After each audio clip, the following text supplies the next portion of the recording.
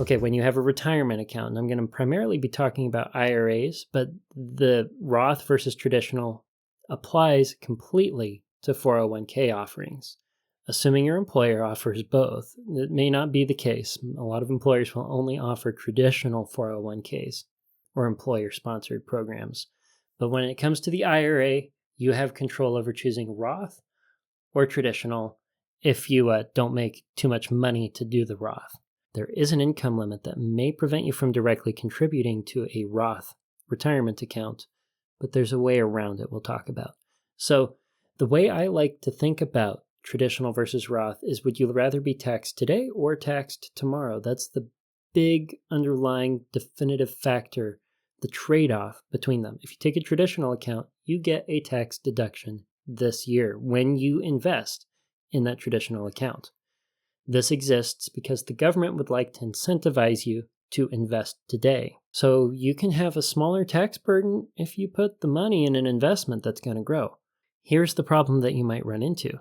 When you retire, that money is taxable. So when you pull the money out, you will need to pay taxes on it, just like you do from your paycheck today. And your tax rate is unknown in the future, so you don't know how much they're going to tax you. What you do know, if you invested with any remote level of effort, is that your nest egg is going to be worth more than what you contributed to it.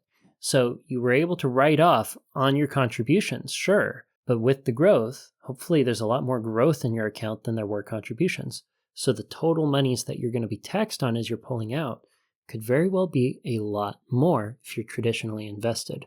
And when you leave that money to your heirs, that money is still going to be taxable when they pull it out. You can take a traditional IRA that is inherited, leave it in there to grow for 10 years, but it is taxable.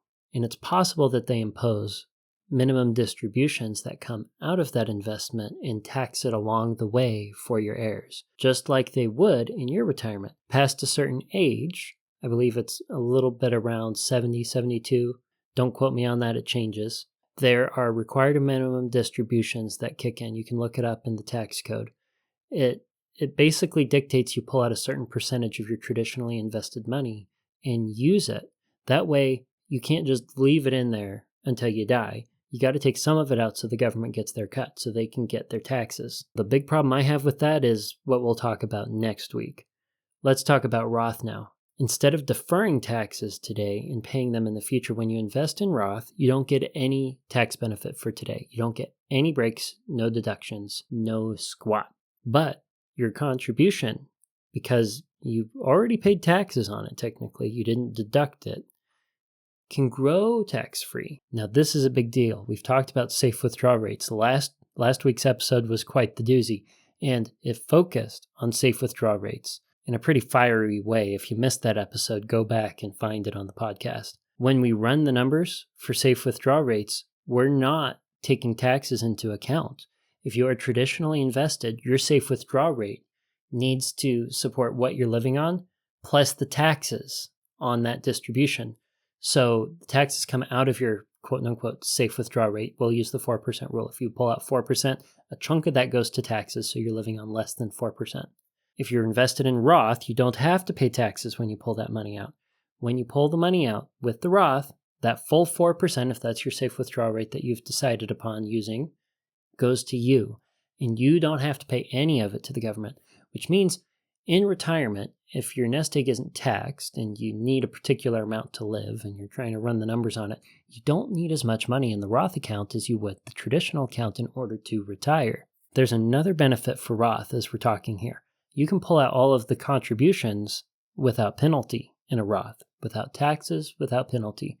That means if you're getting close to 59.5, when you can start cracking into the actual growth in the account and taking distributions without taxes, penalties, fees, whatever, well, you can retire maybe a little earlier if your contributions sum up to enough to sustain the income that you need until you hit 59.5. That's a nice option.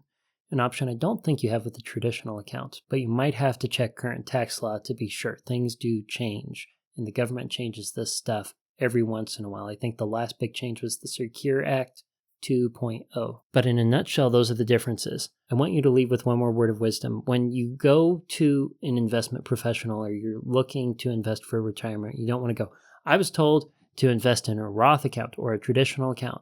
So what kind of returns do I get on those? The Roth and traditional accounts themselves are not investments. They are umbrellas. They're tax shelters for your investments to live in. You can put all sorts of investments in an individual retirement arrangement, an IRA, be it Roth or traditional. You can do mutual funds, single stocks, ETFs, even real estate or CDs.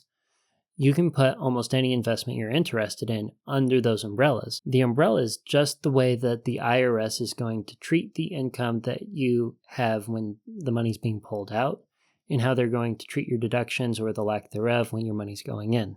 And I guess there's one more thing that I thought of as we're talking about this, and that is your employer contributions, your match if you have an employer-sponsored account. Let's say you have a 401k, and you choose the Roth 401k.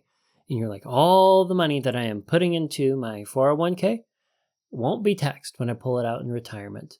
That's the way I want it. There's a catch. Your employer's contributions, as far as I know, all the cases I've seen, are going to be traditionally invested. So if they match you 100% on what you're contributing up to a limit, your contributions go into a Roth account, but their contributions go into a traditional. So they're invested the same way, and the same ratios of the investments depending on how your 401k is set up, but they're under different umbrellas within the same 401k. And it's important to know that because how required minimum distributions can kick in. And that's really what we're going to be focusing on next week. Next week, I'm going to go through a very important example to show you how required minimum distributions can harm your safe withdrawal rate and how it's important to understand how much of your money is in the Roth, how much of your money is in the traditional, and grasp a strategy that makes sense to you and matches your goals. So please like and share this podcast so we can grow and spread this knowledge to everyone who needs to hear it. And subscribe so you don't miss next week's episode. Until then, until next Tuesday, budget bravely and enjoy your hope-filled financial future.